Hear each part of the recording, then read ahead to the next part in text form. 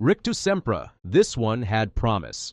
The tickling charm, also known as Rictus Sempra, a spell that sounds like it might be funny until you realize how useless it actually is.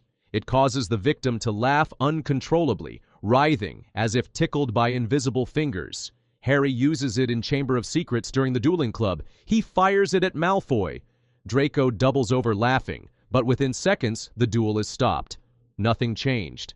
It's the magical version of being poked in the ribs, and after that scene, the spell is never seen again. It's not used in battles, not mentioned by the Order, and not even part of the defensive curriculum. If you're facing a Death Eater, Rictus Sempra is just asking to be killed with a smile on your face. Muffliato. This spell was invented by the Half-Blood Prince. That's right, Snape himself invented Muffliato. It fills the ears of anyone nearby with a low buzzing noise, making it impossible for them to eavesdrop on your conversation. Sounds clever, and it is. But beyond sneaking into empty corridors or whispering secrets in a hallway, it does nothing. It's used by Harry and Ron during Half-Blood Prince while snooping around Hogwarts. But in terms of magical complexity or battlefield strategy, Muffliato is a one-trick spell. It doesn't silence the caster. It doesn't mask footsteps. It doesn't hold up against magical surveillance. And despite being in the Advanced Potion Maker's book, it never shows up in real wizard duels or official ministry work. Tarantallegra, legs moving out of control. That's what the Tarantallegra spell does. It forces the target's legs to dance wildly, usually in an exaggerated and uncontrollable way. It's pure slapstick. Malfoy cast it on Harry in the same dueling club scene, and Harry's legs start jerking around until Snape cancels the spell. It's a spectacle, not a threat. No harm, no restraint, just some awkward footwork.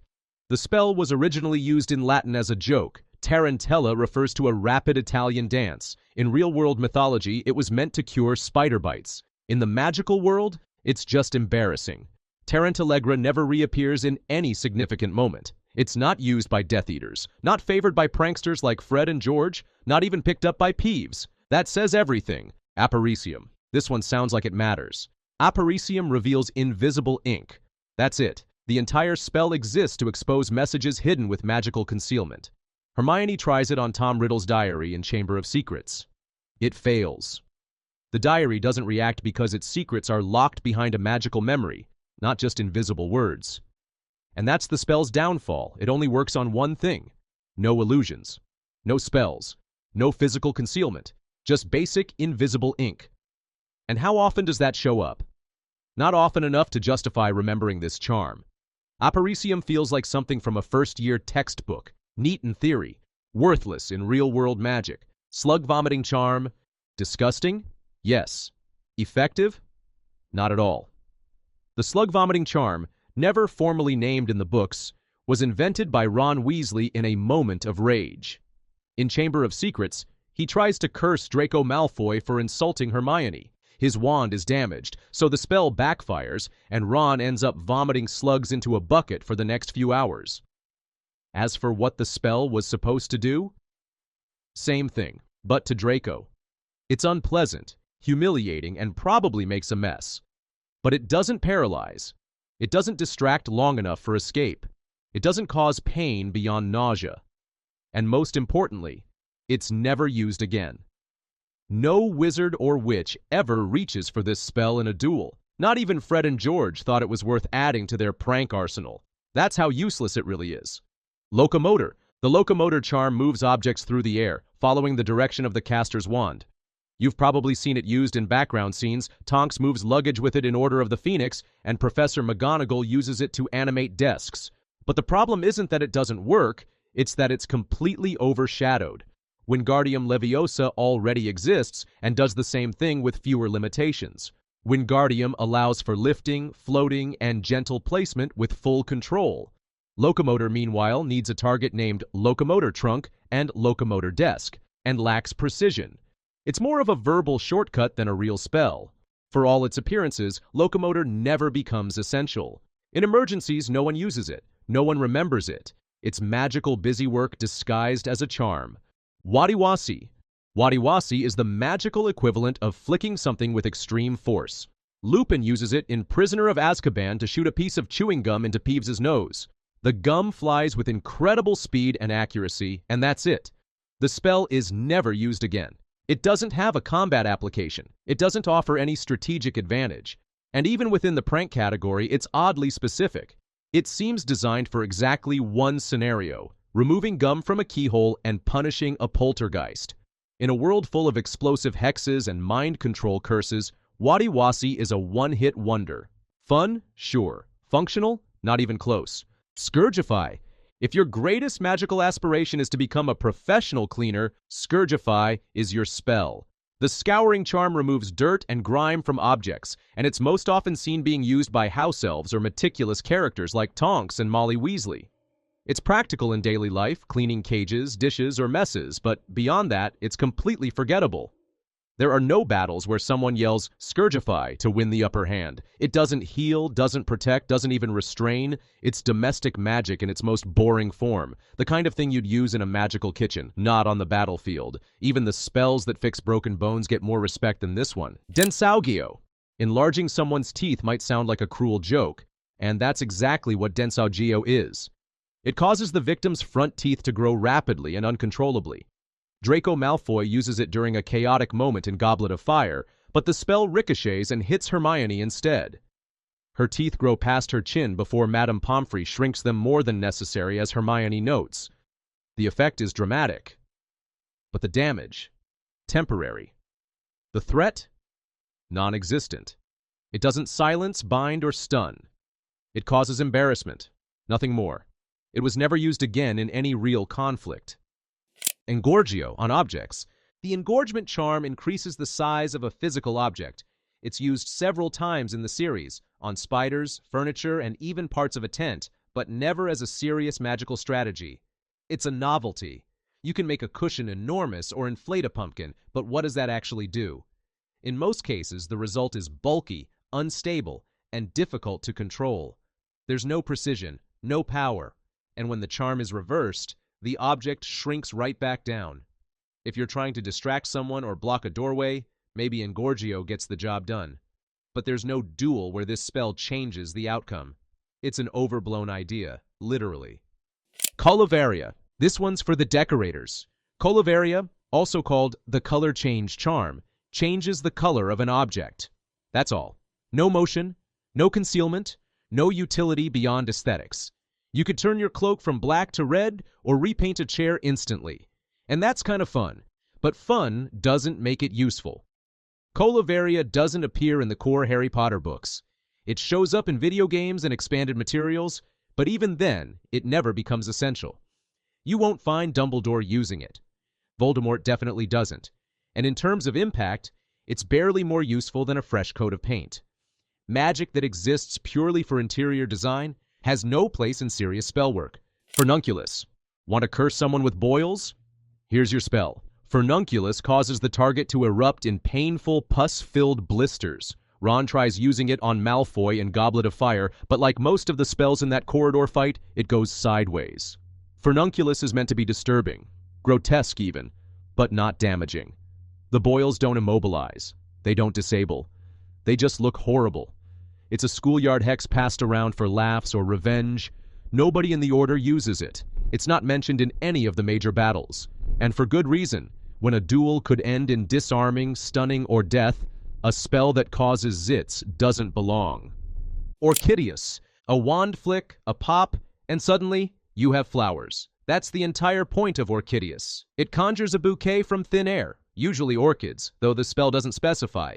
Its only confirmed use? During Harry's wand fitting in Philosopher's Stone. Ollivander casts it as a flourish, and that's it. Never seen again. Never used in combat. Never even referenced in Hogwarts classwork. It doesn't heal, doesn't distract, doesn't protect. It just makes you look polite for about 3 seconds. Even in the most decorative forms of magic, Orchideus ranks low. And with no known variants, it can't even be adapted to conjure anything useful, like thorns, vines, or magical plants. It's a spell for Valentine's Day, not Voldemort. Herbivicus. This spell is used to make plants grow faster. Sounds useful in theory until you remember that growing plants is rarely urgent. Herbivicus shows up in video games and extended canon, but never in the actual books. Not once. In gameplay, it's sometimes used to unlock paths by making vines grow. But in narrative, it's invisible. It doesn't work on magical plants like mandrakes or devil's snare, which have their own care instructions. It doesn't offer combat utility. It doesn't even come with warnings. There's no record of it producing poisonous blooms or triggering magical reactions. It's a glorified gardening hack. More greenhouse than Great Hall. The spell exists in concept alone, which makes it feel like a developer's shortcut, not real wizardry.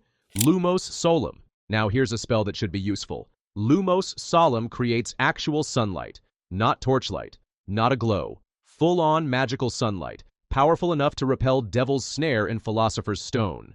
Hermione casts it, and it works perfectly. So why is it never used again? Why doesn't it show up during vampire threats, Dementor attacks, or in the sunless caves of Deathly Hallows?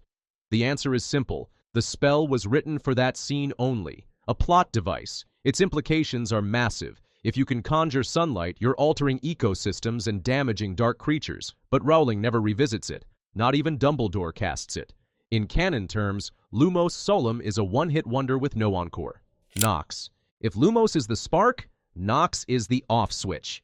It extinguishes wand light and that's about it. The spell is used casually throughout the series, especially by Harry when sneaking around Hogwarts. It's practical, sure. But in magical terms, it's microscopic. Nox doesn't hide your presence. It doesn't create darkness. If you need to disappear, you'd use disillusionment, muffliato, or an invisibility cloak. If you need light suppression in combat, this won't help. It's a utility spell at best, and even then, only for those without better tools. In the world of magic, Nox is the magical equivalent of clapping your hands to turn off a lamp. Avis.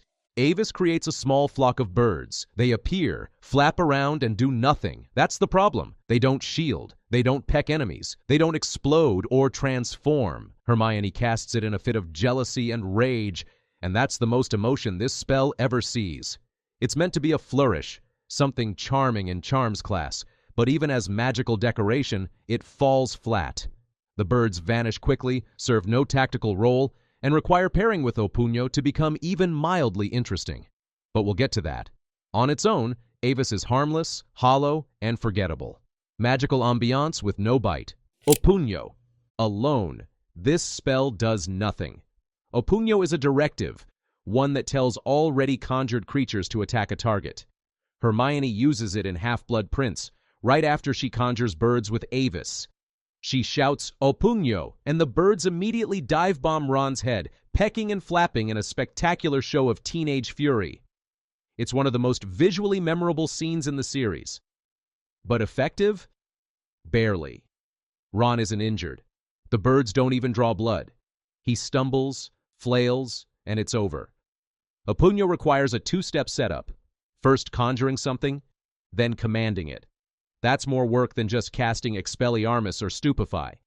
And if your conjured target isn't aggressive by default, good luck. The birds don't become ravens, dragons, or banshees. They're just angry doves. Even in emotionally charged moments, Opunyo feels like magical improv. Renervate. You'd think this one would be a game changer. Renervate, the revival spell, was meant to bring an unconscious or stunned person back to full awareness. And sometimes it works. Dumbledore uses it to revive Barty Crouch Jr. after he's stunned in Goblet of Fire. But even that moment comes with hesitation. The spell was formerly known as Enervate until later corrected in canon, and its inconsistencies never went away. Sometimes characters get revived instantly. Other times, no one even tries. When people fall in battle, Tonks, Lupin, Fred, Renervate isn't mentioned. Why? Because apparently it only works on mild unconsciousness, not serious injury. And that makes it unreliable, especially in the middle of a fight. You can't rely on Renervate to save someone. Obscuro. One of the oddest spells in the canon, Obscuro conjures a blindfold around the target's head, usually appearing as a black ribbon that ties itself neatly across the eyes. Sounds like a decent distraction tool. But in actual use, it's deeply limited. Hermione casts it on Phineas Nigellus Black's portrait in Deathly Hallows to stop him from seeing their hiding place. That's the one and only time this spell shows up. It doesn't prevent spellcasting, it doesn't stop hearing, and any half-decent wizard could remove it instantly with a wand flick. There's also no evidence it works on magical creatures or inanimate objects.